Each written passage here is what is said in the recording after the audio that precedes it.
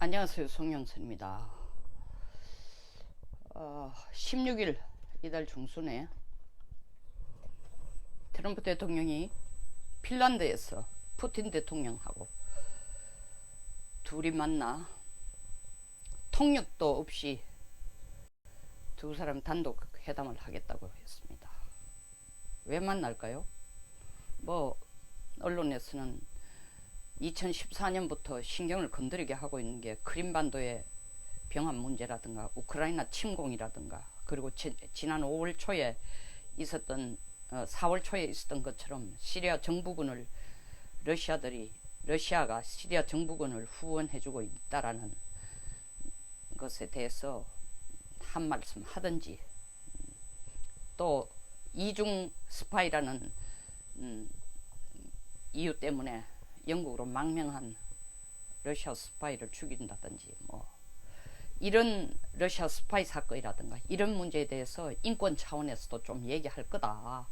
그리고 가깝게는 아무래도 지금 11월 중간선거를 트럼프가 눈앞에 두고 있으니까 탄핵 문제로 자칫 발목이 잡힐지도 모르는데, 탄핵 문제의 핵심적인 게 지금 러시아 게이트에서 러시아가 트럼프의 대선에 직접 개입했냐 안 했냐 이 문제 가지고 지금 크게 논란이 되고 있으니까, 야, 너 제발 안 했다 해라, 관계없다, 이 말을 좀 둘이 앉아서 하고 싶어서 아무래도 통역 없이 비밀스러운 회담하고 싶어서 하는 게 아니냐, 이런 추정 기사들이 나옵니다. 맞죠? 그 얘기가 맞죠. 그러나 가장 중요한 얘기는 이런 것 때문에 비밀 회담을 하는 거 아니라고 저는 단언을 합니다. 시리아나 우크라이나 문제에 대해서 시리아 정부의 정부군을 지금 도와주고 있다든지, 우크라이나 침공의 문제에 대해서는 사실은 공개적으로 얘기할수록 유럽, 특히 EU의 지지를 강하게 받게 돼 있습니다. 우크라이나를 침공해서 크림반도를 딱 떼가지고 러시아 편으로 가져갔다는 것 자체가 유럽에게는 상당히, 특히 나토군에게는 안보적으로 부담도 되고 기분 좋은 일이 아닙니다. 그러니까 미국이 나서서 그 얘기 해주는 건 굉장히 좋은 거고, 시리아 정부군을 지원을 해서 시리아 내전을 계속 가도록 하는 것 자체도 러시아가 제대로 옳은 것이 아니다 라고 미국이 공개적으로 지적해주는 건 유럽뿐만 아니라 다른 국가들도 다 바라는 건데, 트럼프가 얘기한 것처럼 나 푸틴 만나면 우크라이나하고 시리아에서 손 좀 떼줄 수, 죄송합니다, 오늘 자꾸 말이 센데, 손 좀 떼줄 수 없나, 이 얘기를 하기 위해 만난다는 거 아닙니까? 만나고 싶다는 거 아닙니까? 그런 얘기 할 것 같으면 통역 없이 비밀 회담을 할 필요가 없죠. 그야말로 통역을 진짜 붙여서 공개 회담을 하든지, 아니면 단독 회담을 하더라도 그 관련된 전문가라든가 한두 명 하고 통역을 옆에 앉혀야만 역사적인 기록으로 남는 거죠.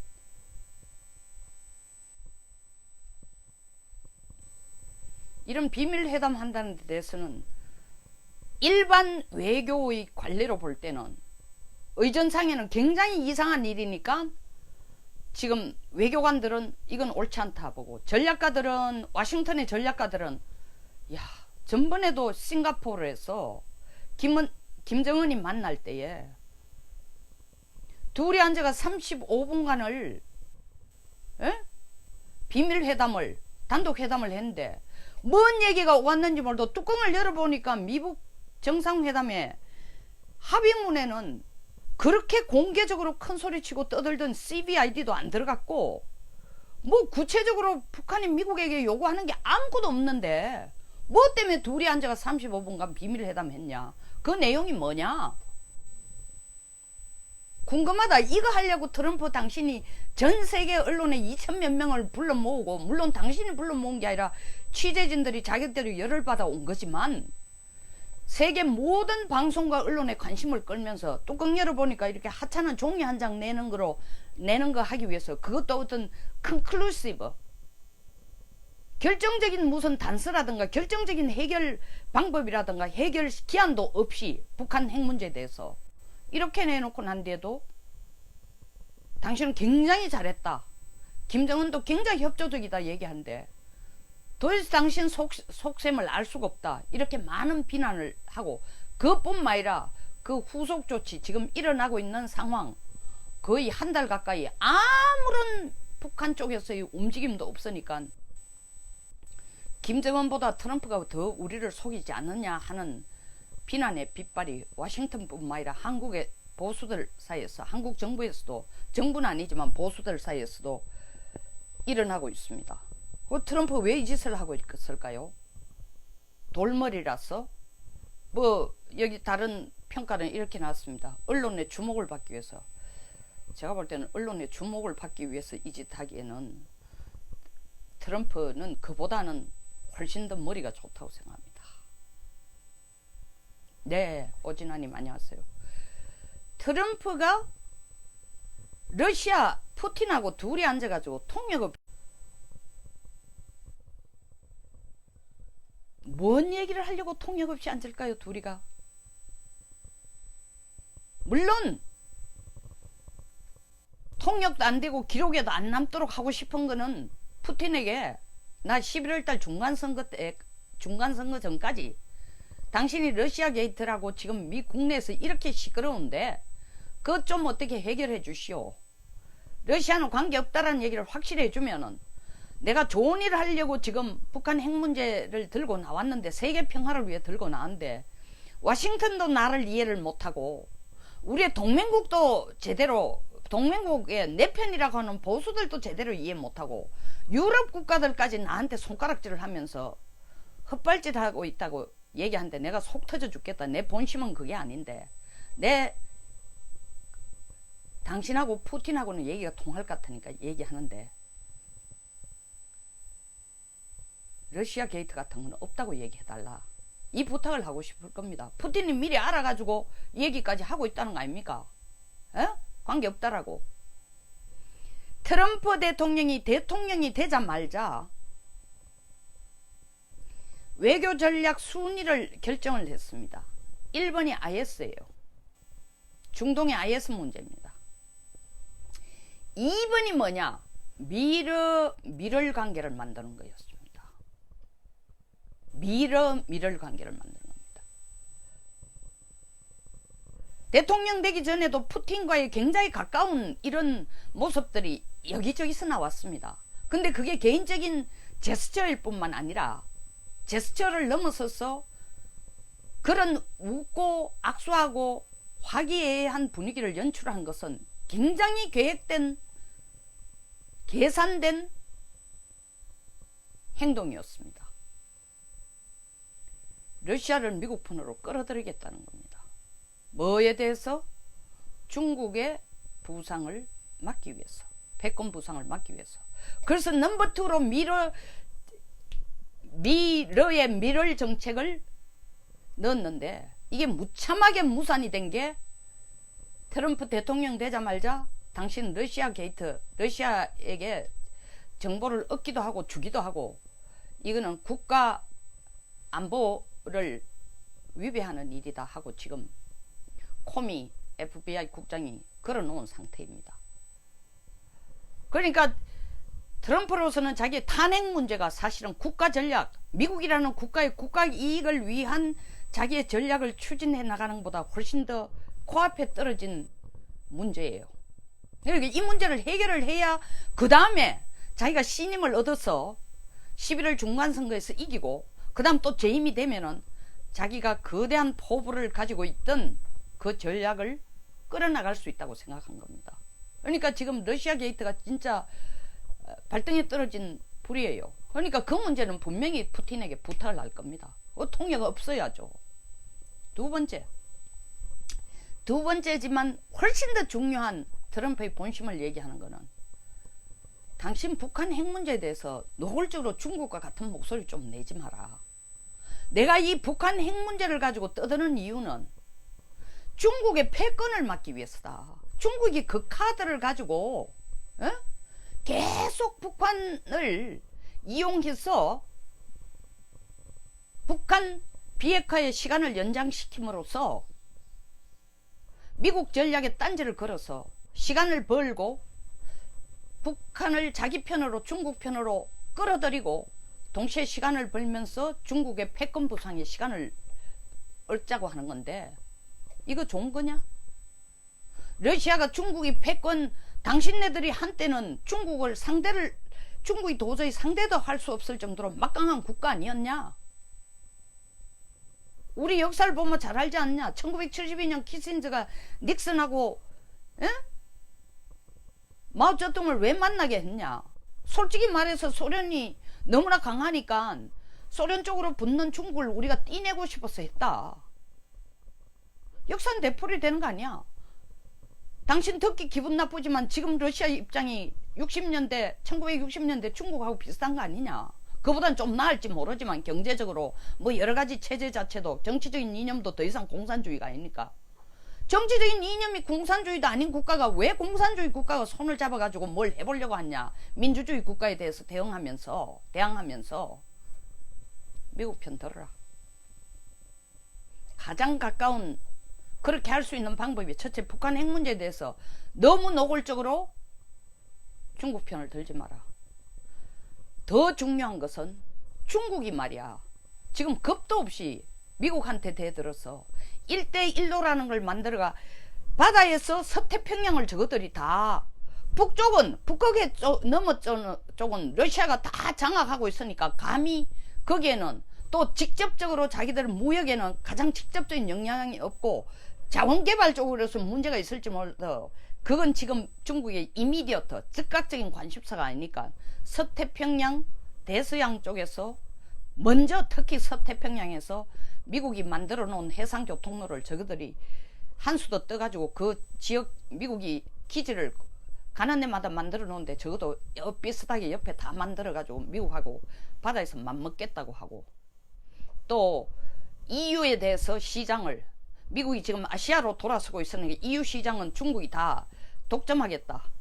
서남아시아, 중앙아시아 다 거쳐가지고 아프리카에 이르기까지 시장을 다 독점하겠다. 그러기 위해서 육로로 일대 정책을 만들어 합쳐서 1대1로를 하더니 이제 간이 배 밖에 나왔는지 우주에서까지 나서서 미국하고 맞먹겠다고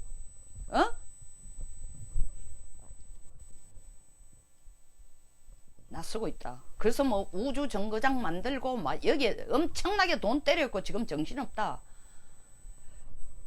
소련이나 구소련이나 미국이 60년대 다 하던 짓을 얘들이 지금 하고 있다.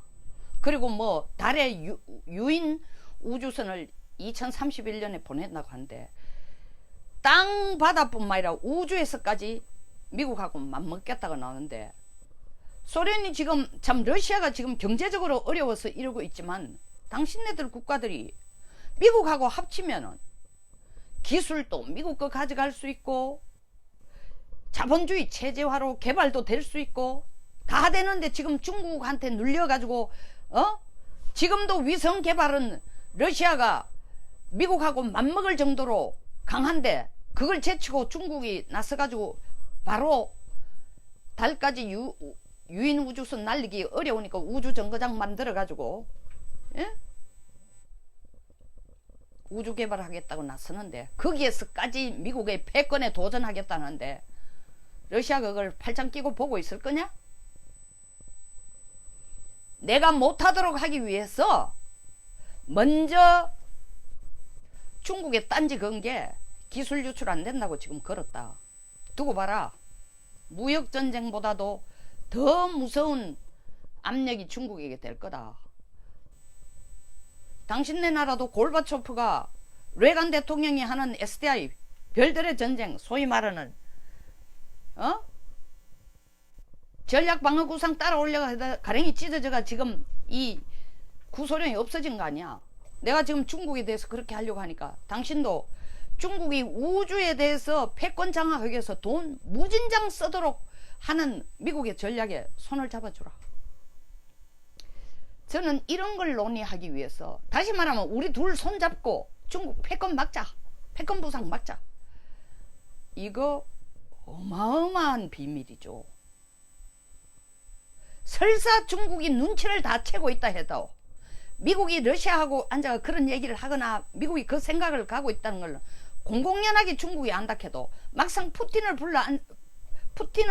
불러 앉혀놓고 둘이 앉아가 그걸 기속말로 하고 있다는 걸 알면은 중국의 위협감은 어마어마하게 커지는 겁니다. 그리고 중국의 전략을, 대미 전략을, 패권 전략을, 대러 전략을 다 바꾸게 될 겁니다. 알게 되면. 그러니까 비밀리에 아주 엄밀한 얘기를 푸틴과 지금 하고 싶은 거예요. 자기가 대통령 됐을 때 냈을 때의 외교 전략 중에서 북한 핵 문제는 6위였어. 6위. 2위가 미러 하니문인데 그거에 러시아 게이트 때문에 밑으로 몰리고, 북한 핵 문제는 트럼프가 대통령 할 때만, 대통령으로 백악관 들어올 때만 해도 그렇게 핵심적인 문제가 아니었어요.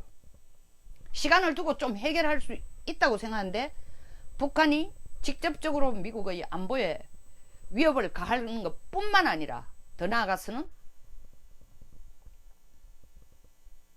미국으로 하여금 북한 핵 문제를 이용해서 중국 패권을 일석이조를 할 수 있는 방법이 없을까라는 고민에 이르도록 한 계기가 된 거예요. 북한 핵 문제가. 그러니까 국내적으로 미러 문제가 발불에 걸려가, 돌불에 걸려가 지금 주춤하고 있는 상황에 북한 핵 문제가 2번으로 올라간 거예요. IS보다 더 중요하게 1번으로 사실 올라간 거예요. 그러나 지금 북한 핵 문제가 효과를 보기에는 시간이 꽤 걸리고 있으니까 그 중간에 푸틴을 끌어들여서 중국 견제라는 게 하나의 카드로 쓸 수 있다고 판단을 한 겁니다. 처음 트럼프 정권이 계획한 것처럼. 이런 문제를 논의하기 위해서 통역 없는 비밀 회담을 한다고 저는 거의 확신을 합니다. 16일 미러 정상회담 후에 러시아가 당장은 아니라도 점차적으로 미국에 대한 전략, 중국에 대한 전략, 북한 핵에 대한 전략, 동시에 트럼프는 러시아에게 얘기할 겁니다. 너들이 북한을 경제적으로 돕는 것에 대해서는 내가 직접적으로 딴지를 안 걸게. 유엔 제재에 위반되지 않는 수준으로 능력껏 도와라 얘기도 또 할 거예요. 이런 러시아의 전체의 대북, 대중, 대미 정책을 7월 16일 이후에 점차적으로, 바로는 아니지만 시간을 두고 지켜보면은 두 정상 사이에 어떤 얘기가 와갔는지 알 것 같습니다. 한 가지 덧붙이자면은 트럼프는 시리아에서 러시아를 나가라 할 가능성은 0%입니다. 시리아에서 정부군을 돕고 있는 러시아가 미국의 국익에 지금 위험이 되는 게, 위배가 되는 게 아니라 정부군 비정부군으로 갈라서 IS가 하나가 돼가지고 뭉치지 않고 있다는 것만 해도 미국은 안도할 수 있는, 그리고 미국의 전략이 핵심이 그겁니다. 김 빼는 거. IS 힘이 저거들끼리 찌르고 뽑게 하도록 하는 거니까. 제대로 돼가고 있으니까 러시아를 만나가 시리아에서 너들 러시아군 빼라 할 가능성은 제로입니다. 자, 제 강의가, 제 영상이 꽤 어렵다, 알아듣기 어렵다 하시는 분들이 꽤 있어요. 그리고 좀 딱딱할 수도 있고 다 알고 있습니다. 이게 인기 위주로 만든다면 훨씬 더 알아듣기 쉽게 재밌는, 조금은 오락성 있는 거로 여러분들의 좀 원초적인 표현이라는 게 좀 이상합니다만, 말초적하면 또 더 이상하게 느끼지만, 하여튼 굉장히 쉽게 알아듣고 재밌는 거로 끌고 가야 되는데, 이 너무 엄중한 문제이고, 또 그렇게 끌고 가기에는, 설명을 하기에는 국제관계 배경이 없는 분들은 조금 어려울 겁니다. 그러나 계속 같은 내용으로, 저는 참 같은 유사성 있는 내용으로 여러 차례 되풀이할 겁니다. 교육을 위해서입니다. 여러분들이 좀 더 이 안보라는 문제를 남북한 문제에 한정돼가 볼 게 아니라 전 세계가 돌아가는 이 시스템 속에서 한국과 북쪽도 앉아있다는 문제로 봐야 되기 때문입니다. 너무 길게 각주를 붙였네요. 감사합니다. 공감하시면 좋아요와 구독 버튼을 꼭 눌러주세요. 그리고 많은 공유를 부탁드립니다. 이채민님, 은정님, 희정님 다 감사합니다. 좋은 하루 되십시오.